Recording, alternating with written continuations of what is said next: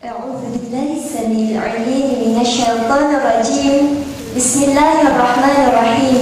الحمد لله الذي أنزل على عبده الكتاب ولم يجعل له عوجا، والصلاة والسلام على محمد الموحى إليه من ربه نون والقلم وما يسطرون. أما بعد، السلام عليكم ورحمة الله وبركاته. Terima kasih kepada saudari moderator yang hebat berkata-kata, yang disekali Ustaz Isra Ramli dan juga Dr. Sarif Abdul yang memang banyak berbakti pada masyarakat menyebarkan erti cinta. Tak lupa Cik Abang sayang Dr. Farhan Haji bin Muhammad Taib, pemilik cintaku setelah Allah dan Rasul yang sudi menemani,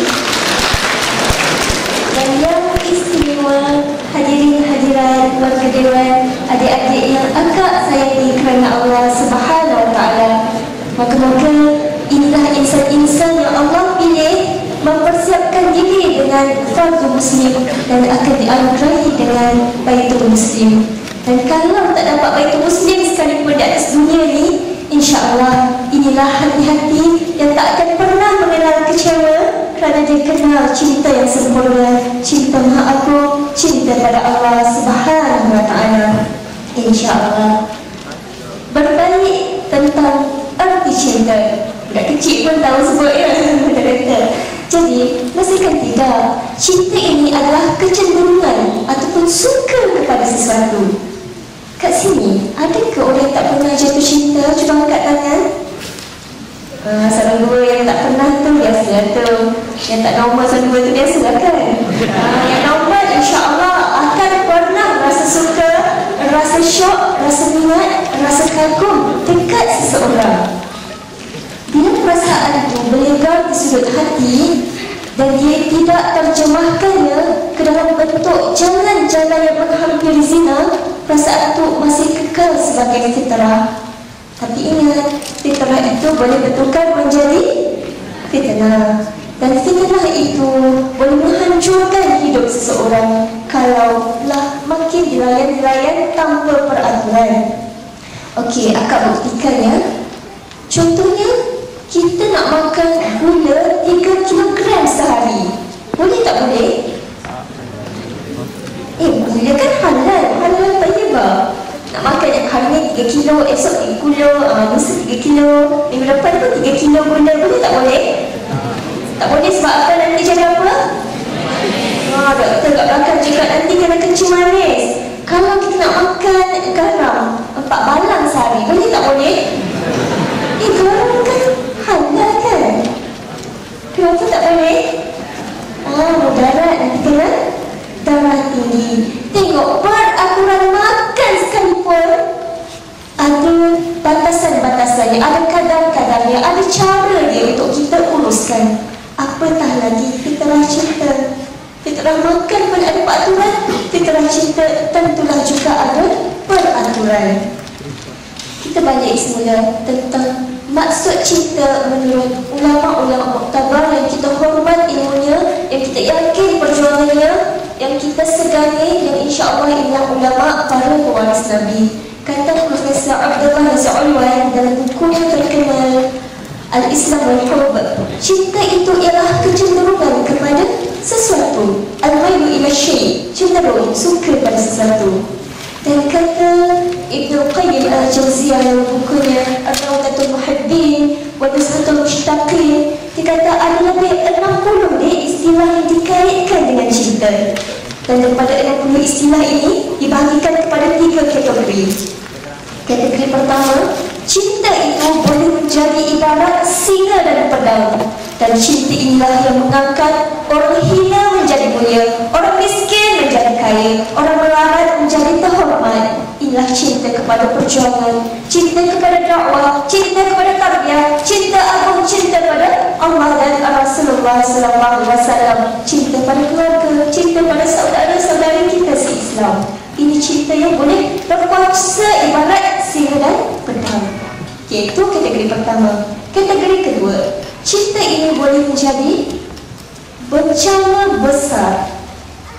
inilah cinta yang pernah menimpa dalam tragedi hidup si harimau kayu Tiger Woods. Sian dia kan? Daripada jago golf dunia sekarang ni sampai jadi dah tak tahu main golf lagi dah. Sebab bencana disalurkan cinta itu kepada ramai daripada pelacur. Akhirnya cinta itu menjadi bencana besar dalam hidupnya. Itu yang kedua. Dan yang ketiga, cinta itu boleh menjadi arak yang memabukkan. Kita tengok kan kalau orang minum arak, apa jadi kat akal dia? Tak waras, tak boleh nak fikir, tak boleh nak buat pertimbangan yang wajar, yang rasional. Dan cinta inilah yang banyak melanda membarah dalam kehidupan muda-mudi pada hari ini. Bila cinta dah jadi arak yang memabukkan dalam hidup dia, bagilah nasihat sembunyi pun dia tak boleh nak fikir lagi dah. Dia tutup telinga, tutup mata, tutup hatinya daripada mendengar nasihat-nasihat tentang kebenaran. Dan bila bertanya-tanya tentang ruang lingkup cinta, ada jawapannya oleh ulama yang kita segani Ibn Qayyim al-Jawziyah pun dalam buku Rawdatul Muhibbin wa Nuzhatul Mushtaqin, maksudnya taman orang-orang yang rindu dan cinta. Kata Ibn Qayyim al-Jawziyah, cinta itu ruang lingkupnya tak lari daripada tiga. Pertama sekali, cinta kepada Allah Subhanahu wa Ta'ala. Inilah cinta yang paling agung, cinta yang paling fitrah. Dan fitrah kita manusia perlukan kepada cinta Allah lebih penting daripada perlunya kita kepada oksigen, kepada makan minum, kepada udara, kepada sesama saudara. Kita penting, kita memang hajatkan Allah, memang nakkan Allah, memang nakkan cinta yang sempurna. Dan sebenarnya fitrah ini boleh dirasai oleh semua hati. Sama ada dia nak sedar, dia nak hargai ataupun tidak fitrah yang ada ke hati dia itu ataupun tidak. Itu yang pertama. Ruang lingkup yang kedua ialah cinta kerana Allah. Tadi cinta kepada Allah, yang ini cinta kerana Allah. Kita sayangkan mak ayah kita kerana Allah. Kita sayangkan kawan kita kerana Allah. Kita sayangkan ilmu kerana Allah. Kita sayangkan jiran kerana Allah. Itu semua cinta yang boleh menghantar kita kepada redha Allah. Cinta yang Allah perintahkan, Allah suruh untuk kita sayang, kasih dan cinta. Itu yang kedua. Dan yang ketiga ruang lingkupnya ialah cinta bersama Allah, iaitu mensyirikkan cinta. Kita ambil cinta-cinta yang lain, kita sayang dekat dia, kita kasih dekat dia, sama macam kita kasih dekat Allah Subhanahu wa Ta'ala. Ni kita takut ya, Allah sebut a'udzubillahi minasyaitonir rajim. Wa minan nasi may yattakhidhu min dunillahi andada yuhibbunahum ka hubbillah. Ada di kalangan manusia ini dia mengambil tandingan-tandingan lain selain daripada Allah Subhanahu wa Ta'ala. Dia cinta kepada tandingan itu sama, bukan kerana dia sama macam dia cintakan Allah. Na'udzubillah, ulama sebut ini adalah syirkul mahabbah, syirik cinta. Kita takut sangat sebab pada hari ini ramai penyakit orang hari ini ya, dia tahu secara tepat tapi dia tak faham secara jelas. Kalau akak tanya adik, siapakah cinta kita yang paling utama? Cinta kepada Allah. Semua boleh jawab. Kalau tanya kat orang luar pun semua boleh jawab cinta kepada Allah. Tapi orang yang jawab cinta kerana Allah itu belum tentu. Bila ada panggilan Allah dengan panggilan si dia, mana yang dia lebih utamakan? Dalam hidup dia nak zikir ke Allah, lebih dia kisah, ataupun nak ingat dekat si dia, lebih dia kisah. Itulah kita namakan tahu secara tepat perlu cintakan Allah. Tapi kehidupan hariannya tak faham secara jelas bagaimana dia nak membuktikan, nak cakap dengan Allah, ekspresikan cintanya pada Allah, nak kata I love you Allah tu bagaimana dia tak faham secara jelas. Jadi insya-Allah akan kita singkat, akan kita selongkari bersama dua panel lagi lepas ni insya-Allah. Wallahu a'lam. Terima kasih saudara moderator, para menabuh cinta yang dikagumi. Seterusnya mawar-mawar agama yang suci terpelihara dan syabab-syabab agama yang matang berwibawa. InsyaAllah kita kupas bagaimana hendak kekalkan syurga cinta. Anda teringat kata-kata Ibnu Qayyim Al-Jauziyah menyebut tentang kaedah cinta. Beliau berkata, cinta itu boleh lenyap bersama lenyapnya sebab. Maksudnya, kalau sebab kita sebarangan untuk kita mencintai si dia, maka sebab yang sebarangan itu akan roboh, akan mudah musnah. Kalau sebab kita tinggi, hebat, agung dan mulia, insya-Allah cinta itu akan bertahan lama, mudah-mudahan hingga ke syurga. Cuba kita tengok ya, banyak keruntuhan institusi rumah tangga yang berlaku pada hari ini biasanya bermula daripada pemilihan asas yang rapuh. Anda gambarkan kalau kita nak masuk ke alam perkahwinan ni ibarat kita nak merendah samudera, nak masuk ke laut. Laut tu kan laut Sabah sangat cantik sangat. Cuba bayangkan sekejap duduk tepi pantai ni. Kita nak masuk, nak meredah lautan ni dengan persiapan hanya sampan biasa, ataupun kita nak siapkan bahtera canggih, bahtera serba-hebat. Mana yang lebih bertahan untuk meredah sampai kepada matlamat yang kita tujukan, sampan ke bahtera? Dan tentu logik akal kita boleh fikir, tak kita secara rasionalnya boleh fikir bahtera yang dipersiapkan itu lebih mampu bertahan untuk melalui gelombang, ribuan petir, badai, ikan jerung, ular, berbisa, macam-macam yang ada kat dalam lautan tu. Sebab itulah kita nak masuk ke alam rumah tangga, tapi kita tak persiapkan diri kita, agama kita, akhlak kita, skill-skill kita. Kita kata sebab dah jatuh cinta, takut terlibat dengan zina, kita pun nak kahwin je. Kita kahwin sebab apa? Sebab terhampir kepada jalan-jalan zina. Lepas tu stres nak kahwin. Kemudiannya kita kahwin dalam keadaan persiapannya hanya sampai. Sedangkan komitmen tuntutan yang ada dalam samudera rumah tangga itu hebat sangat dugaannya. Maka fikir-fikirkanlah, kita nak pilih sebab yang sementara, sebab yang rapuh, dan kita nak betul kekal. Ini adalah irrational thoughts. Psikologi sendiri tak boleh terima sebab yang sebegini. Sebab itulah kita kalau boleh nak jelas, aku umpan si dia ni dengan wang ke?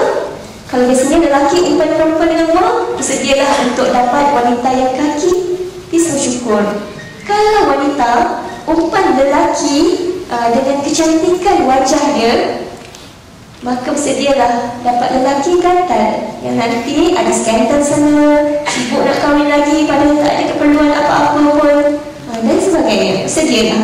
Sebab tu kita kena jelas, kita jangan terlibat dengan azab psikologi yang ada kat dalam rumah tangga nanti. Sebab apa? Sebab sebelum kahwin tu pun kita tak persiapkan diri kita. Apa yang dimaksudkan dengan azab psikologi? Okey, antara punca utama perceraian yang dilaporkan oleh Kementerian Wanita, Keluarga dan Masyarakat, dia kata 3/4 daripada punca perceraian yang berlaku di Malaysia adalah berpunca daripada orang ketiga. Dan daripada 3/4 itu, ya, 80% daripadanya ialah hubungan antara suami dengan rakan sekerjanya, menyebabkan berlakunya perceraian rumah tangga. Kita jangan terkejut ya, nanti kalau kita dah kahwin, tiba-tiba suami kita asyik SMS dengan perempuan lain, dengan rakan sekerja dia ke, atau siapa-siapa ke perempuan lain kan. Sebab sebelum kita kahwin dengan dia dulu pun, kita asyik SMS dengan dia. Jadi tak heranlah nanti dah kahwin dengan kita, dia pun dah asyik SMS dengan perempuan lain. Itu juga lelaki. Jangan heran ya, nanti dah kahwin dengan perempuan yang selalu kita ajak dating, ajak jumpa mana-mana tu. Lepas dah kahwin nanti, isteri kita tu asyik jumpa dengan Pak Wan ni, jumpa dengan lelaki tu. Sebab apa? Sebab sebelum kahwin pun dah dibina atas dasar maksiat. Tak ada jaminan lepas kahwin nanti dia boleh benci pada maksiat-maksiat itu. Inilah yang Ustazah katakan sebagai azab psikologi. Bila dah kahwin, penuh curiga, penuh rasa tak percaya, penuh rasa was-was pada setia pasangan kita. Dan inilah antara punca-punca besar berlakunya perceraian berumah tangga. Dan antara punca lain lagi adalah kerana masalah komunikasi. Berkata seorang penulis Indonesia yang saya kagumi, Kak Chah, ataupun nama dia Cahyatirta Karyawan, banyak mengarang buku-buku tentang rumah tangga. Dia kata tiada masalah yang tidak boleh diselesaikan selagi mana adanya musyawarah, bincang, berterus terang, saling menjelaskan antara pasangan, banyak membantu untuk membina kerukunan. Dan antara tips yang Anda boleh kongsikan bagaimana kita nak bina syurga cinta. Menarik ya, perkataan syurga cinta yang pertama sekali saya pernah dengar daripada buku Syed Abdul. Bila baca tu terkagum, seseorang teruja, Masya Allah, rasa pedih sangat nak sebaris dengan dia pada hari ini. Sebab pengetahuan dia subhanallah cukup luas, cukup jernih fikrahnya. Dan siapa yang belum baca buku tu, saya cadangkan cepat-cepat cari buku Syurga Cinta karya Ustaz Syed Abdul. Okay. Yang pertama sekali, kita nak bina syurga cinta, kita kena jelaskan sudut pandang kita tentang perkahwinan, tentang masalah-masalah yang ada dalam keluarga, tentang pasangan kita. Sebab sudut pandang ini sangat-sangat penting untuk menentukan apa tindakan kita lepas tu. Ustazah buktikan ya. Kalau Ustazah sebut laut, Ustaz Ishraf, apa yang Ustaz terbayang bila anda sebut laut? Luas. Mata-mata apa yang boleh terbayang? Biru. Ustaz Sarek pula?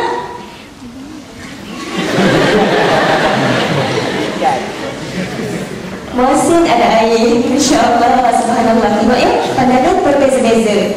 Ada orang, bila kita sebut laut, yang dia pandang, dia nampak buih-buih yang sia-sia, sampah-sampah yang tak ada guna. Jadi orang macam ni seronok tak seronok dengan laut?